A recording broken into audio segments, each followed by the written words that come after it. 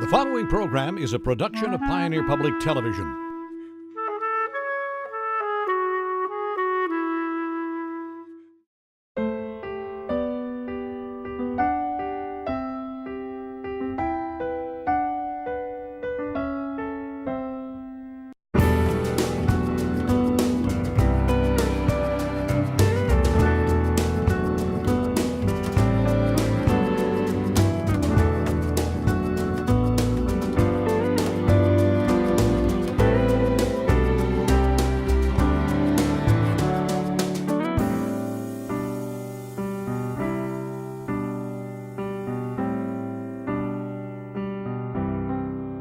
Welcome to another special episode of Compass as we celebrate the Great American Read in cooperation with PBS.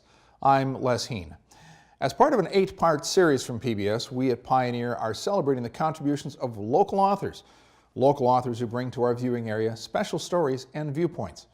Writers and wordsmiths in our communities who live and work around us daily, and then they retreat to their special places in order to write the next great American novel, or give us a historical perspective on life in rural America. Pioneer proudly presents these authors as our way of celebrating the Great American Read. In this episode, we interview 2 authors who examine very different times in our nation's history. We'll talk about a special canine unit that was assigned to an Air Force security police squadron in Vietnam in the 1970s. Royal Hetling from Minneota, Minnesota, will share some first-hand heroism stories of this special canine unit, as he describes in his book, 10-5-5. In our second interview, we'll visit with author Dean Erdahl, who writes about the Dakota Conflict of 1862. His 4-installment set of books described fact-based and historical information about this period in Minnesota's history. He combines fictional characters with historical figures to weave an interesting telling of these tumultuous times. Here now, first is the little-known but very important story of the Vietnam War, told by a local veteran about his time of service with a police dog who saved his master's life. Welcome to the Compass Literature Corner. This week, a soldier's story that includes something rarely told, the service of canine units during the Vietnam War. Royal Hetling is a Vietnam veteran from Minneota, Minnesota, and he's the author of 10-5-5, Chronicles of the 483rd Security Police Squadron's Canine Unit. And Royal is here now. Royal Hetling, thanks for joining us on Compass. Well, thank you, Les. I'm happy to be here today. So I want to start with the title of the book, 10-5-5. What does 10-5-5 mean? 10-5-5 was based upon a radio code we would use we carried small 2-way portable radios with us, and 10-5-5 simply means canine alert. And so when there were canine alert, and you said there's really 3 kinds of reasons why you were using canine units. There were sentries, and there were trackers, and there were scouts, right? 3 different sort of functions? Yes. The sentry dog, which we handled, mainly served as security for camp perimeters, landing strips. We secured bomb dumps, fuel dumps, munition dumps. The scout dogs were mainly used to lead infantry patrols, and they would look for booby traps, ambushes, and snipers. The trackers, which were primarily Labrador retrievers, because of their keen sense of smell, would be used after contact was made. They would track the enemy ambushers down to whether they ran into a village or into a tunnel. And they would find their hiding places. Now, in Nam, we used primarily German Shepherds and Labrador Retrievers, mainly because the Retrievers, for the keen sense of smell, the German Shepherds, for the sentry and scout, because of their adaptability and their intelligence. And I know you had said in your book that growing up in southwestern Minnesota, growing up near Minneota, growing up on farms, you had dogs around. And then when you went into service, there was a series of different trainings, and you ended up in security and then in dog patrols as part of the Air Force. And so when you got to Vietnam, though, as you said, told me off camera, it's surprising how many few dogs you'd said there really were in Vietnam, about 4,000. Yes, there was 4,000 dogs altogether that was used in Vietnam, and that included all 3 categories. And they only had about 10,000 handlers altogether. That was combined from the Army, Navy, Marine Corps combined, and Air Force. And yet, now when we hear about people handling dogs, we often think if a dog turns on someone who's handling them, that may be it for the dog. But in your case, you had some pretty rough times early on working with dogs. Yes, the first dog they signed me to, Pepper, which was a German Shepherd Black Lab mix. Him and I didn't exactly get along too good. He turned on me and he bit me in his kennel run one day. I wasn't going to take him out, and so I was just playing with him in his kennel run, giving him some dog treats, and I was in the far end of his kennel run that day, and I heard a faint growl, and I knew right away that I was going to get out of that kennel unscathed, and by the time I got to the gate, he had a hold of me. And so, he gnawed on my arm pretty good. Yeah. So Pepper was out of the picture, but the next dog you worked with, Thunder, I know you had said in your book, was a terrific experience and a life-saving. Oh yes, Thunder, he was a real winner for me. We blended right away, and we meshed instantly from day one. In fact, what a lot of people don't realize, in fact, maybe they do, that dogs have personalities just like people. They're no different. And either you mesh with them or they don't. And Pepper and I just didn't get along, hit it off. Where Thunder and I, we did right away from day one. And so that's how we work so good together. We just immediately, understood one another. And dogs are like people. Yeah. Well, I know when we were talking off camera, sharing these stories, these unusual stories of you working with dogs and having this experience in Vietnam, it took a while for you to get to the point where you were willing to share the stories and to write them. And it took encouragement from other writers as well as support from other veterans, right? Yes, it did. In fact, it wasn't until I read an article in a veterans magazine once that they said that we should be writing down some of our stories to preserve them for other people and for those who come after us.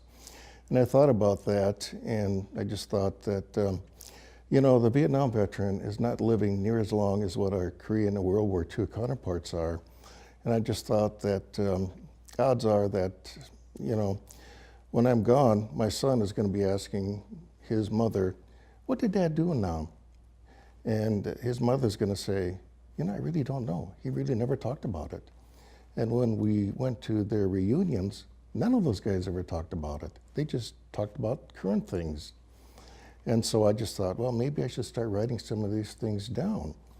So then as I started writing some of my own experiences down, I just thought, well, why don't I contact some of the guys I was with, and let's just make it a little bit more of a unit history.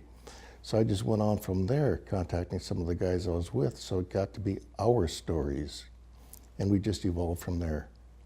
And I know some of the stories that you share in the book is about how, of course, there were many life-changing experiences, but some of their experiences at night led them down the road to becoming pastors. Yes, two of the stories in there were very intense. In fact, for us, we always used the story, the 100-yard stare, meaning simply if an intruder was 100 yards from us, we were very concerned about him.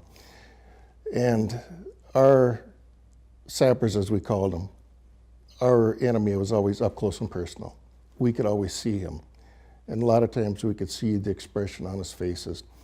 And two of the accounts in the book are written by friends of mine who had those experiences where the enemy was up close and personal. And as a result of those experiences that night, their experiences led them to the ministry. And their stories are explained in very graphic detail and very concise detail and how it affected their lives. And of course, with Ken Burns' Vietnam airing, relatively recently, there's been a lot more attention paid to the ideas that these stories, as you have shared, need to be told, and there's a lot more telling now. And as you've done with your friends, getting these stories together is even more important. Yes, it is. And in fact, one of the stories in my book there, when I was watching the Ken Burns documentary, I call it the eye-opening experience there. We were there about 4 to 6 weeks at the time, and I was sitting in the hooch with some of the guys I came with.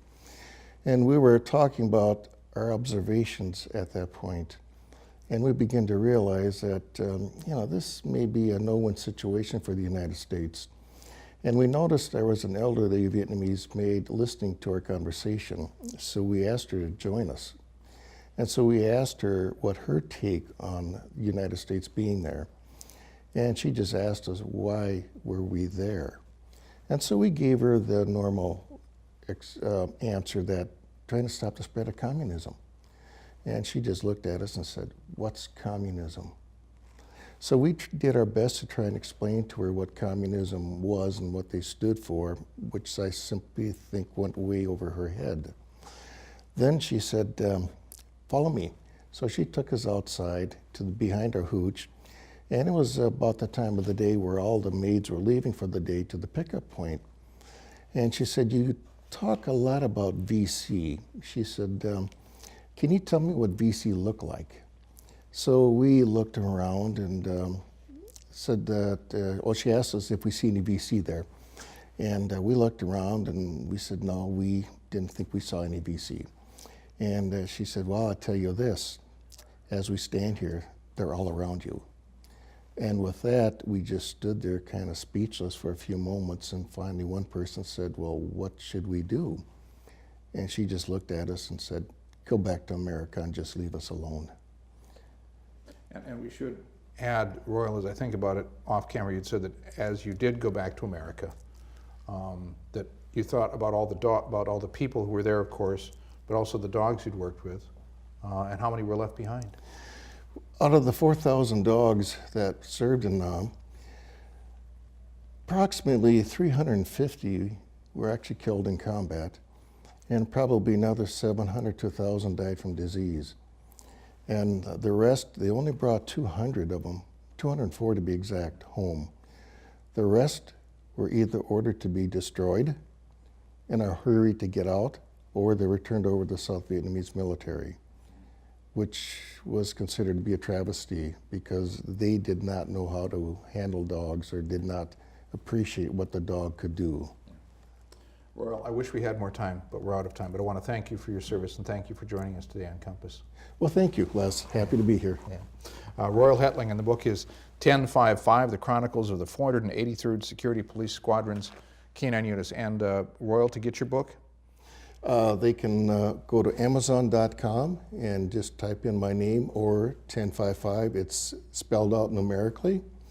Or you can just contact me, Royal Hetling, at my home address, 311 North Grant Street, Minneota, and I can send you a copy. Okay, great. $25. Great. Royal, thanks again for being with us. You will find Royal Hetling's book 1055 at the Vietnam Memorial and History Center on Highway 68 in Minneota, or you could go to Amazon.com.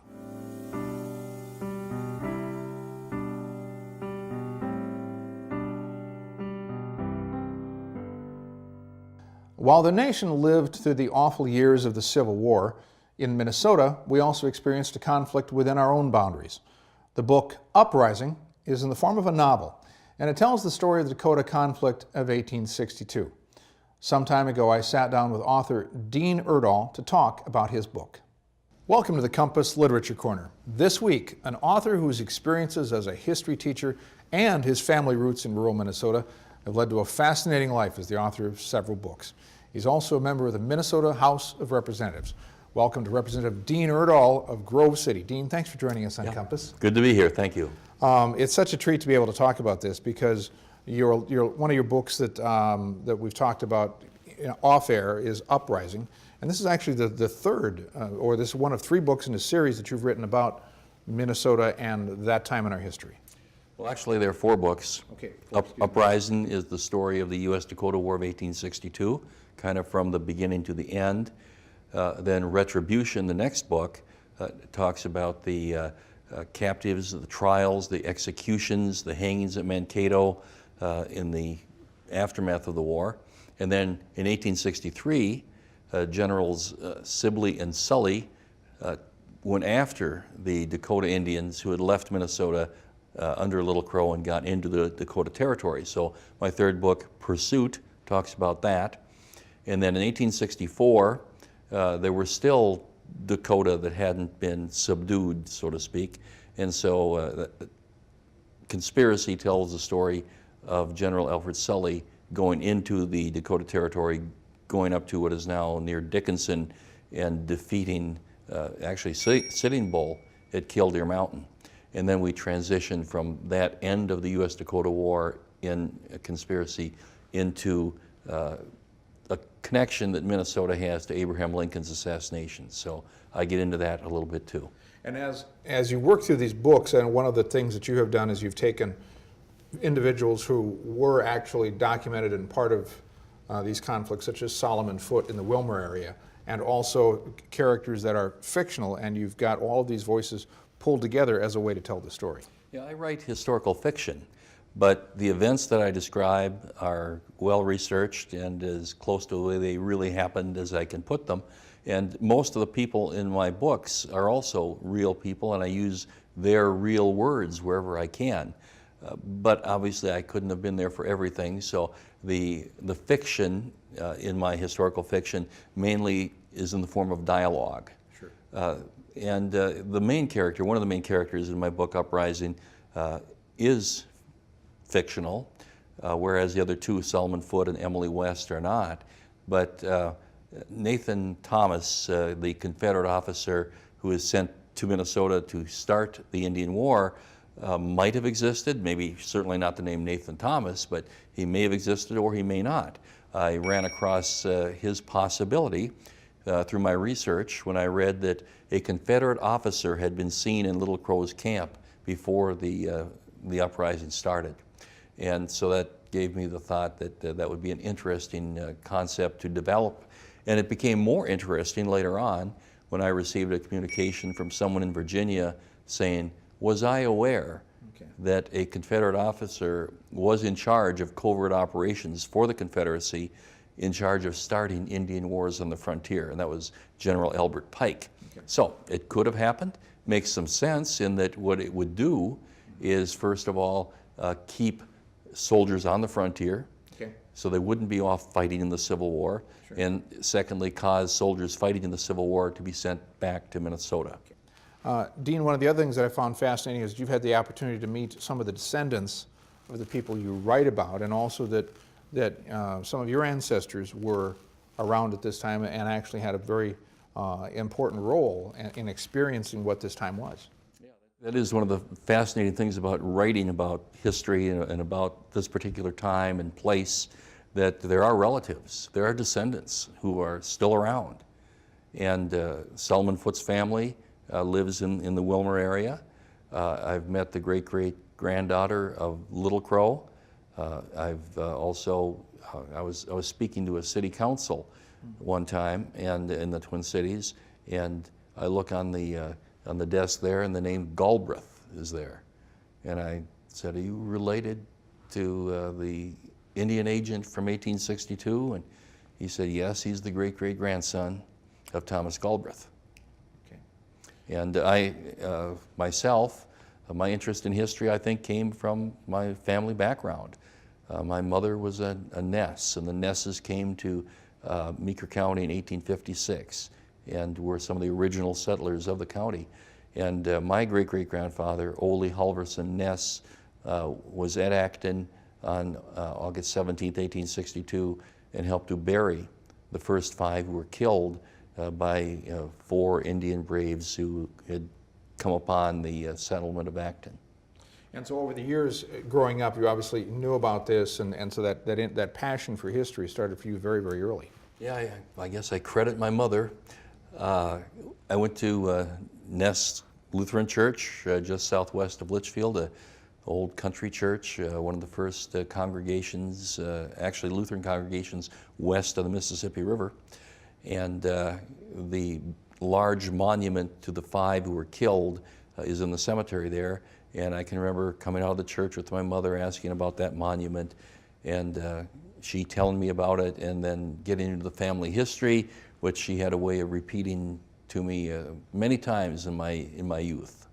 Well, and I know people who talk about some of their fascination with history is that for them, the oral history traditions, it's often about having relatives not tell the story not just once, but many times, and that repetition is a very important part of those oral history traditions. Yeah, I think so. I again, heard a lot about it from my mother. She would repeat the story, and I became a history teacher. And I think credit a lot of my early interest in history to my mother. And I know when I've heard you talk to groups about your experiences and how you want to make history come alive for people, that was critically important for you to keep those 7th graders interested, wasn't it? Oh, that's right. That's what I taught for about 34 of my 35 years. I had 7th graders in my classroom, and history can be kind of dry, even boring to some people. But I tried to do the best I could to make history come alive to my students and to use all kinds of different techniques to do so. To me, history is a story, and I'm telling the story of history to my students, and I think it worked fairly well.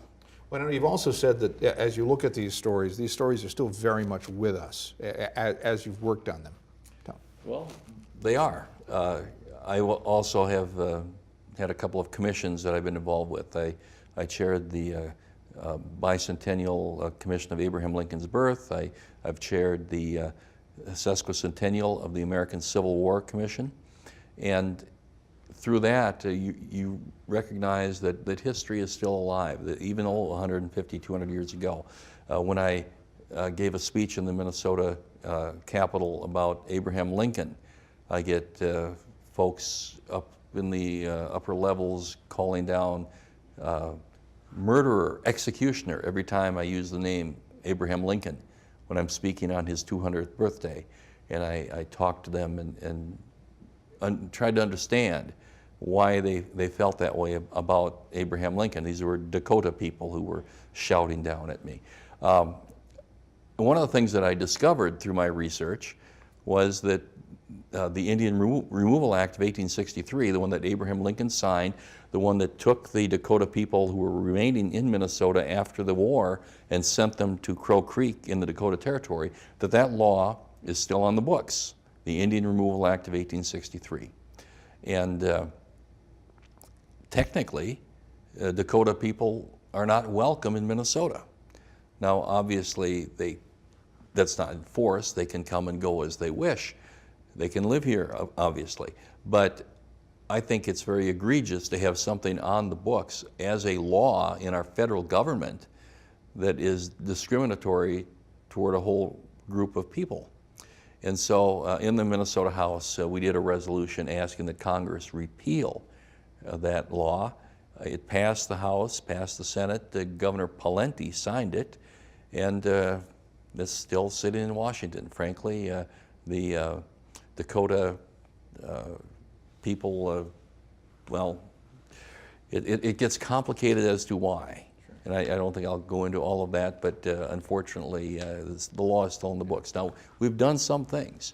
On the 150th anniversary of the war, when we had that recognition here in Minnesota, we went to the border, to Pipestone, Secretary of State Ritchie and I, and did a symbolic welcoming back of Dakota people to Minnesota, those who were at the Flandreau Reservation. And then we also, the next day, had an observance at Ness Church, where it all started just a few miles from there, and we had a ceremony of healing, a wiping of the tears at Ness Church.